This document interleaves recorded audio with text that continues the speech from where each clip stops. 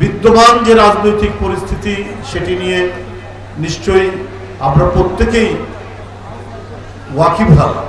এখনো 1 বছর হয়নি, আপনারা জানেন একটা ভয়ঙ্কর এবং দানব হিংস্র রক্তপিপাসু এক ফ্যাসিস্ট তার পতন হয়েছে। এই পতনে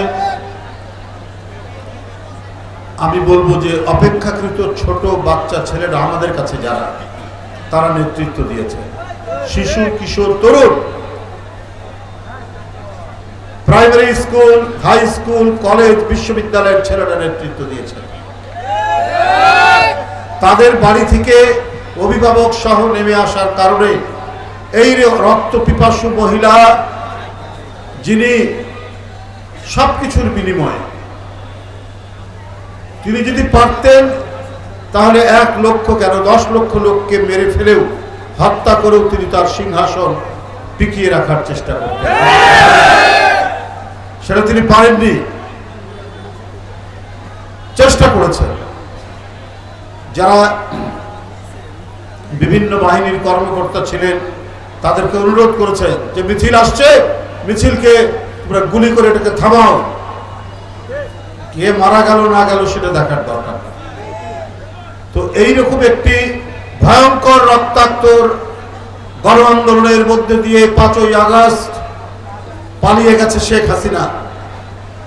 পালিয়ে যাওয়ার পর যে কাঙ্ক্ষিত আমাদের প্রত্যাশা, যার জন্য এত আন্দোলন সংগ্রাম, জুলাই আগস্টে চূড়ান্ত হুইসেলের বাঁশিতে ছাত্র জনতার শেখ হাসিনা পালিয়েছে। কিন্তু তার আগে 15 বছর জাতীয়তাবাদী শক্তি বিএনপির নেতাকর্মী কেউ ক্রস ফায়ারের শিকার হয়েছেন, কেউ বিচার বহির্ভূত হত্যার শিকার হয়েছেন, কেউ হারিয়ে গেছেন আমাদের কাছ থেকে, গুম হয়েছেন, নিরুদ্দেশ হয়েছেন।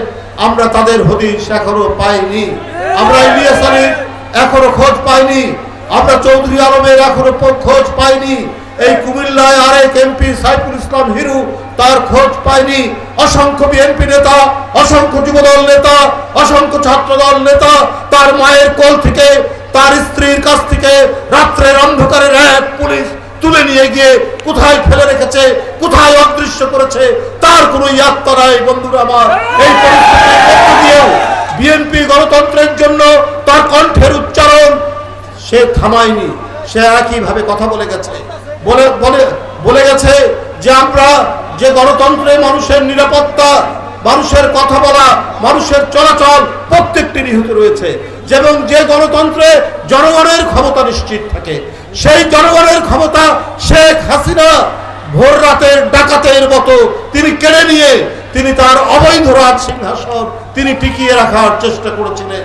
বন্ধুরা আমার, সেই ক্ষমতা, জনগণের ক্ষমতা জনগণের কাছে ফিরিয়ে দেওয়ার জন্যই 15 বছর দেশনেত্রী বেগম খালেদা জিয়া এবং বিএনপির ভারপ্রাপ্ত চেয়ারম্যান তারেক রহমানের নেতৃত্বে নিরন্তর এবং অনেক ঝুঁকি নিয়ে, অনেক বিপদ সংকুল অবস্থার মধ্যে দিয়ে এবং অসংখ্য মামলা নিয়ে কারাগারে রিমান্ডে এবং কারাগারের মধ্যে থেকে বিএনপির নেতাকর্মীরা যে ত্যাগ স্বীকার করেছেন, সেই ত্যাগ স্বীকারের মধ্যে যে ক্ষেত্র প্রস্তুত হয়েছিল, সেই জমি প্রস্তুতের উপরে জুলাই আগস্টের ছাত্র জনতার আন্দোলনে অবশেষে শেখ হাসিনাকে পালাতে হয়েছে। বন্ধুরা, আমার কথা হলো, আমাদের যে সেই প্রত্যাশিত গণতন্ত্র, যে অবাধ সুষ্ঠু নির্বাচন আমরা দিতে পারিনি।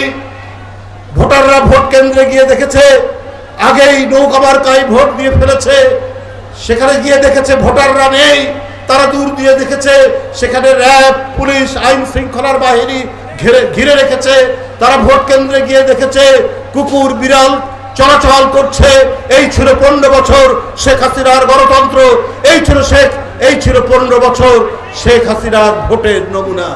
বন্ধুরা আমার, যে ভোটের জন্য এত রক্তদান, যে ভোটের জন্য ক্রস ফায়ারে অনেক নেতাকর্মী জীবন দিয়েছেন, অদৃশ্য হয়েছেন, সেই ভোট তো আমরা এখনো পেলাম না। আমরা সেই অবাধ সুষ্ঠু নির্বাচন আমরা তো পেলাম না। এইটার জন্যই তো এত লড়াই, এত সংগ্রাম, যে জনগণ তার ইচ্ছা মতো যাকে ইচ্ছা তাদের প্রতিনিধি করবে, যাকে ইচ্ছা যে দলকে তারা সরকারে বসাবে। এই যে ক্ষমতা, এই ক্ষমতা জনগণের কাছ থেকে কেড়ে নেওয়া হয়েছে, কিন্তু সেটা এখনো ফিরে আসছে না কেন? সেটা নিয়ে এত গড়িমসি কেন? সংস্কারের কথা বলছেন, আগে সংস্কার সম্পন্ন করবে। কখন সম্পন্ন করবে? কিভাবে সম্পন্ন করবে? সংস্কার তো কখনোই আপনার একটা পুরনো 400 বছরের পুরনো বট গাছের মতো এক জায়গায় দাঁড়িয়ে থাকে না। সংস্কার আপনার পদ্মা নদীর পানির মতো, মেঘনা নদীর পানির মতো, বঙ্গোপসাগরের স্রোতের মতো সংস্কার এগিয়ে চলে যুগে যুগে, এবং সময়ে সময়ে যখন জনগণের যে প্রয়োজন, সেই প্রয়োজন অনুযায়ী সংস্কারের স্রোত অব্যাহত থাকে। সংস্কার একটা নির্দিষ্ট সময়ের জন্য নয়। বন্ধুরা আমার, আপনি কবে সংস্কার শেষ করবেন? কি সংস্কার করবেন? এই যে সংস্কারের কথা বলছেন, কমিশন করেছেন, রাজনৈতিক দলের সাথে ঐক্যবদ্ধ হবে, সেটা কবে হবে? সেইটা কবে হবে সেই কথা তো আপনি কিছু বলছেন না। মানে বিয়ে বাড়িতে বউ সাজিয়ে গুজিয়ে তাকে মানে পালঙের মধ্যে বসিয়ে রাখা হয়েছে, বড় চলে এসছে, কিন্তু এখনো বিয়ে বাড়ির খাবার নাকি রান্না হয়নি। সেটা কখন রান্না হবে আর কখন বিয়ে সম্পাদন হবে? এটা হচ্ছে সবচাইতে বড় প্রশ্ন। কখন সংস্কার আপনি সম্পন্ন করবেন আর কখন আপনার নির্বাচন কমিশন তফসিল ঘোষণা করবে, এইটা তো আজকে জনগণ জানতে চায়। বন্ধুরা আবার, তাই আমি বলতে চাই, আজকের যে অবস্থা, আজকের যে পরিস্থিতি, এই পরিস্থিতিতে এখনো আপনারা দেখছেন যে নির্বাচিত সরকার থাকলে যে কাজগুলো করতে পারত, সেই কাজগুলো আটকে আছে। শেয়ার বাজার অত্যন্ত নাজুক অবস্থা, নিত্য প্রয়োজনীয় জিনিসের দাম হু করে বাড়ছে, কোরবানির আগে মশলার দাম বেড়ে গেছে। এটা কেন? আজকে জবাবদিহিমূলক সরকার আসলে পরে এই এই এই কাজটা কি বলে, এই কাজগুলো করতো নির্বাচিত সরকার, এই কাজগুলো তারা করতে পারছে না।